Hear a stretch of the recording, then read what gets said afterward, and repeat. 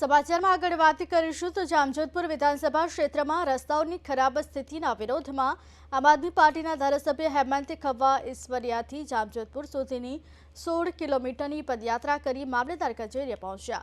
કચેરી બહાર પોલીસે બેરિકેડ મૂકી દેતા ધારાસભ્ય અને પોલીસ વચ્ચે ચકમક થઈ, જે બાદ ધારાસભ્યે મામલતદારને આવેદનપત્ર સાથે તાળું અને સાકર આપી 1 મહિનાનું અલ્ટિમેટમ આપ્યું, જે બાદ મામલો વધુ ઉગ્ર બનતા ધારાસભ્ય સહિત રજૂઆત કરવા આવેલા લોકોની પોલીસ દ્વારા અટકાયત કરવામાં આવી।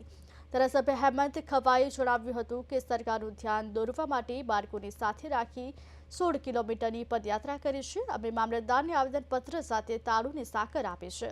હવે તેમણે જણાવ્યું હતું કે જો 1 મહિનામાં રસ્તાનું કામ શરૂ નહીં થાય તો અમે બાંધકામ વિભાગના કાર્યપાલ ઇજનેરનું મોઢું કાળી કરીશું અને જો સરકાર પોલીસને આગળ થશે તો આંદોલન ઉગ્ર બનશે। મામલતદારને રજૂઆત કરતી વખતે સમર્થકો ઉગ્ર બની જતા પોલીસે અટકાયત કરી પદયાત્રા કરી મામલતદાર કચેરીને તાળાબંધી કરે તે પૂર્વે પોલીસે ધારાસભ્ય સહિત 20થી વધુ કાર્યકર્તાઓની અટકાયત કરી।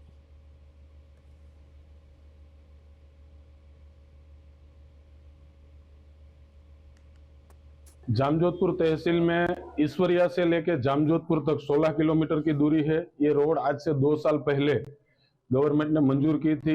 12 बार लगातार टेंडर होने के बावजूद भी कोई कॉन्ट्रैक्टर ये काम लेने को तैयार नहीं है। इसलिए आज ईश्वरिया, खड़बा, आजू बाजू के और 10 गांव के लोगों को साथ लेके 16 किलोमीटर की हम लोगों ने पद यात्रा की है।